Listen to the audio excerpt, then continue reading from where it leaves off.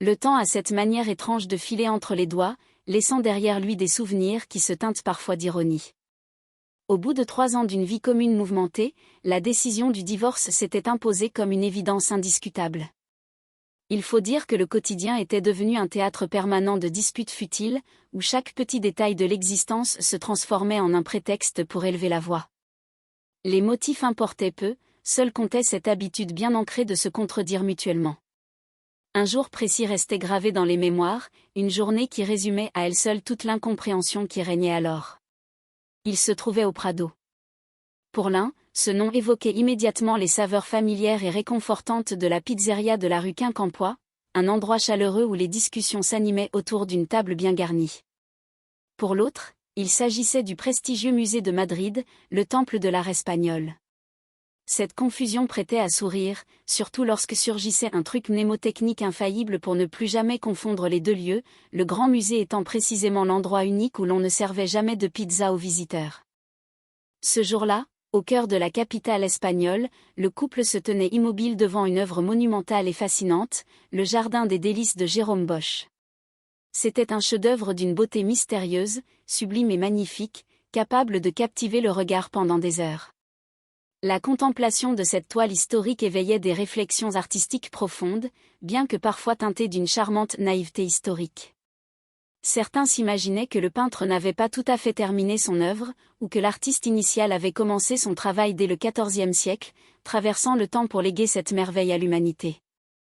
Tout cela démontrait simplement que les visites culturelles étaient désormais de lointains souvenirs, mais que la passion pour l'art demeurait intacte. C'est pourtant dans l'intimité d'un appartement chaleureux, loin des galeries solennelles, que les plus belles discussions sur la peinture prenaient vie, là où la complicité permettait d'échanger des regards complices et des mots doux. C'est dans cette atmosphère empreinte de souvenirs et de dialogues animés que Julien fit son entrée dans le service hospitalier. Nouveau venu et brancardier intérimaire, il affichait un enthousiasme discret mais sincère. L'accueil fut chaleureux. Clara avait déjà annoncé son arrivée, et l'équipe médicale se fit un plaisir de lui présenter les lieux.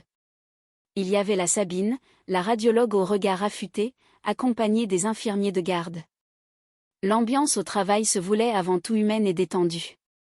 L'humour y était considéré comme un outil indispensable, un véritable moteur pour affronter les journées chargées et apporter un peu de légèreté aux patients comme aux soignants. Julien, soucieux de ne pas perturber le rythme de ses nouveaux collègues, proposa d'abord de s'effacer, mais l'équipe l'invita immédiatement à se joindre à la conversation. Ils étaient justement en train de disserter sur la peinture classique, évoquant le célèbre Jérôme Bosch. Afin d'éviter toute confusion amusante, on prit soin de préciser qu'il s'agissait bien du peintre de la Renaissance et non de l'inventeur du célèbre lave-linge. Julien, loin d'être intimidé, montra aussitôt une connaissance surprenante du sujet. Il évoqua avec justesse le jardin des délices exposé au Prado, soulignant la beauté saisissante du tableau. Ce qui l'impressionnait le plus dans cette œuvre, c'était la quantité phénoménale de personnages fantastiques qui peuplaient la toile, créant un univers unique et foisonnant. La discussion prit alors un tournant joyeux et décalé, certains comparant avec malice ces figures historiques aux super-héros modernes des bandes dessinées, imaginant des alliances improbables entre des personnages légendaires. Au-delà de ces plaisanteries, Julien fit remarquer que le véritable choc, lorsqu'on observait la toile en réalité, résidait dans le rapport magistral entre la précision du dessin et la vivacité de la couleur. Cette érudition piqua la curiosité de ses interlocuteurs. Julien admit modestement qu'il était passé par l'école des beaux-arts, tout en ajoutant avec simplicité que cela ne signifiait pas grand-chose. Pour lui, la peinture restait un plaisir personnel, un passe-temps consistant à griffonner de temps en temps, lorsqu'il trouvait un moment de répit à bord de sa demeure flottante. L'annonce de son lieu de vie suscita immédiatement l'admiration. Habiter sur une péniche représentait pour beaucoup un rêve de liberté absolue, l'image idéale d'un repas pris au fil de l'eau, bercé par le clapotis du fleuve. Cependant, le devoir appelait les soignants, et il était temps de laisser Julien prendre ses fonctions. Accompagné par les encouragements de l'équipe, il se dirigea vers le bureau de Clara pour finaliser son accueil. Les trajets quotidiens à vélo ne lui prenaient qu'une dizaine de minutes, une broutille pour ce jeune homme en pleine forme. Avant de s'éloigner, il tint à partager une dernière confidence artistique, révélant que son peintre favori était Géricault. Cette affirmation provoqua une réplique taquine de la part d'un collègue qui, feignant l'incompréhension, confondit le grand peintre romantique avec un célèbre acteur comique américain, sous les éclats de rire de l'assistance. Pendant ce temps, dans une autre aile de l'hôpital, Sabri parcourait les nouvelles du jour avec une agitation grandissante. Une information scientifique venait de retenir toute son attention. Un chercheur émérite venait de recevoir le prestigieux prix Nobel de physique pour ses travaux révolutionnaires sur la captation moléculaire. Les applications de cette découverte étaient multiples, touchant notamment l'adhérence parfaite entre les matières plastiques et les polyesters. Ce qui frappait le plus l'esprit de Sabri, outre la portée scientifique, c'était la récompense financière associée à cette distinction, s'élevant à 1 million de couronnes. Cette somme astronomique déclencha une réflexion des plus cocasses. Sabri s'interrogea naïvement sur l'utilité d'1 million de couronnes pour un seul homme, imaginant de véritables parures royales avant de réaliser qu'il s'agissait en réalité de la monnaie suédoise, équivalent à environ 7 millions de francs. Cette révélation financière alluma une étincelle d'ambition dans le cœur des deux compères. L'idée de décrocher une telle fortune grâce à une invention devint une obsession joyeuse. Sabri affirmait posséder un sens inné de l'innovation et révéla qu'il travaillait activement sur un projet de gâteau apéritif totalement inédit. Pour lui, 7 millions de francs représentaient une quantité astronomique de billets, une fortune capable de changer une vie. Son invention reposait sur un concept simple mais efficace, des pommes de terre coupées en fines lamelles, grillées, salées et dégustées froides. Lorsqu'il présenta fièrement son prototype, son interlocuteur lui fit remarquer avec douceur mais réalisme que cette invention existait déjà sous le nom de chips. Devant cette déception passagère, ils comprirent qu'il fallait viser un domaine beaucoup plus scientifique pour impressionner le comité suédois. Les souvenirs d'enfance remontèrent alors à la surface, évoquant des films de science-fiction et des tentatives naïves de fabriquer des machines à remonter le temps, des machines qui fonctionnaient malheureusement au même rythme que le présent, faisant simplement défiler l'avenir comme une automobile sur la route. L'ambition ne faiblissait pas pour autant. Persuadés que l'Odyssée pouvait payer, ils échafaudèrent un plan audacieux pour concevoir un projet fictif mais crédible aux yeux du jury international, espérant obtenir le financement et partager les gains de manière équitable. C'est dans ce contexte de rêve de grandeur que surgit une petite crise domestique au sein du service. Une boîte de truffes en chocolat venait de disparaître mystérieusement d'un casier personnel. Les accusations légères et les dénégations amusées se succédèrent. On évoqua avec humour le comportement fantasque de ces friandises qui semblaient ouvrir les boîtes d'elles-mêmes pour s'enfuir de l'hôpital, ou l'existence d'un mystérieux patient amateur de chocolat. Finalement, la vérité éclata, empreinte d'une grande vulnérabilité humaine. Une collègue avoua avoir succombé à la tentation pour compenser la tristesse d'une rupture amoureuse récente. La réaction de l'équipe fut exemplaire de bienveillance et d'empathie. L'esprit de solidarité l'emporta immédiatement, chacun offrant son soutien et des conseils diététiques plus légers, comme la consommation de pommes, pour traverser cette période difficile avec le sourire. Les discussions reprirent leur cours, abordant des sujets sociologiques variés, de la structure des sociétés matriarcales à la beauté des cultures lointaines. L'évocation de l'Inde, de ses traditions et des figures humanitaires majeures comme Mère Teresa apporta une touche de sérénité au milieu du tumulte hospitalier. Soudain, l'urgence médicale reprit ses droits. Une alerte fut lancée pour un patient en détresse critique.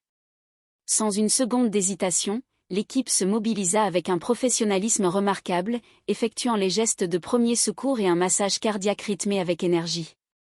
L'issue fut heureuse et donna lieu à une scène d'une grande tendresse humaine, où l'annonce du retour à la vie fut partagée avec une émotion profonde, rappelant à tous la noblesse et la beauté de leur mission quotidienne. Pour mener à bien leur grand projet scientifique destiné au prix Nobel, les deux compères décidèrent de mettre au point une mise en scène mémorable. Ils confectionnèrent un costume d'époque pour donner une apparence respectable d'aîné à Sabri, cherchant un patronyme qui évoque la sagesse des années passées. Après plusieurs hésitations, le choix se porta sur le nom d'Arsène Lupin.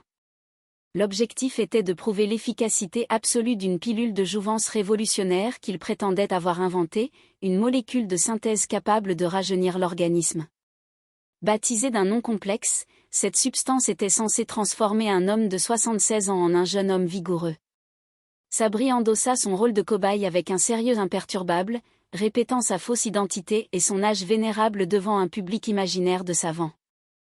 La présentation officielle devant un comité fictif fut un grand moment de comédie. Un des compères prit la parole avec l'assurance d'un grand professeur, saluant les illustres membres de l'Académie de médecine et exprimant son admiration pour la Suède, ses athlètes et sa culture.